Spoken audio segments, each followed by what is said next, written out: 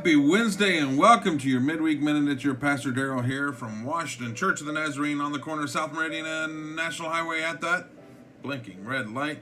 You guys having a great week so far? I'm actually having a really good week this week. Yeah, every week comes with its troubles and its bumps and its bruises, but there's a lot more rejoicing that's happening.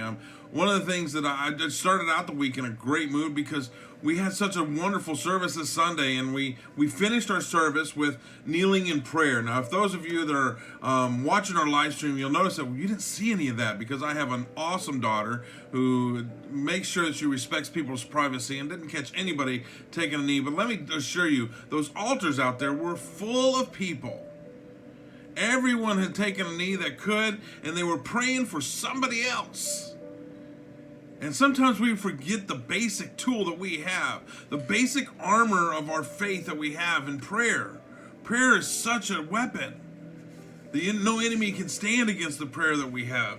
And it reminds me of Jeremiah 29:12. It says, "Then you will call upon me and come to me and pray to me, and I will hear you." There's a promise from God himself saying, hey, guys, if you come to me, I'm going to listen. You got to come to him. It's your choice to do so. Romans 12:12 says, "Rejoice in hope, be patient in tribulation, and constant in prayer."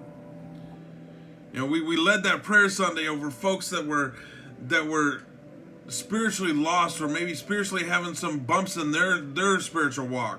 Regardless of what the motivation is, there was people placed on the minds of those who were praying. See, we didn't go to the altar to pray for ourselves. We went to the altar to pray for somebody else.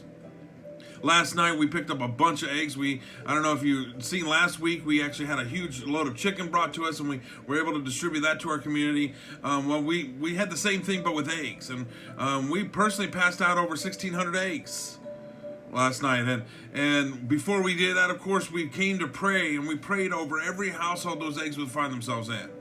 Some households got more than they would ever possibly want. You know what I told them? Give them out to somebody. Find somebody in one of their neighbors that would need them and be able to fill their physical hunger with those eggs. Got to meet a couple of people I've never met before. Just the Lord had spoke to the person I was traveling with or driving around with, and he said, "Well, why don't we stop here?" I'm like, "All right, I'm not going to second guess the Lord saying, hey, I want you to stop."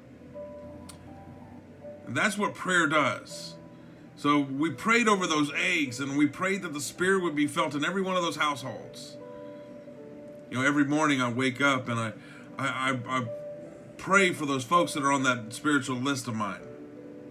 People I've met, people I've never met, people I may never meet, people that I've met for a short time that I may never see again.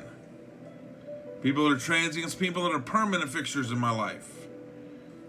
We pray for others.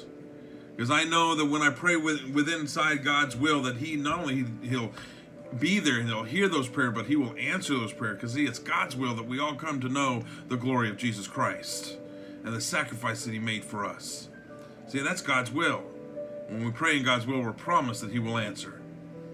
So I don't know what you're praying for today or who you're praying for today. Let me challenge you to pray for somebody else.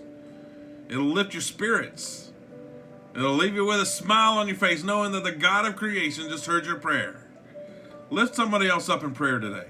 Maybe it's a physical need or a medical need. Maybe it's a spiritual need. I don't care what the needs is. I serve a God that handles all those needs. Lift somebody up in prayer today.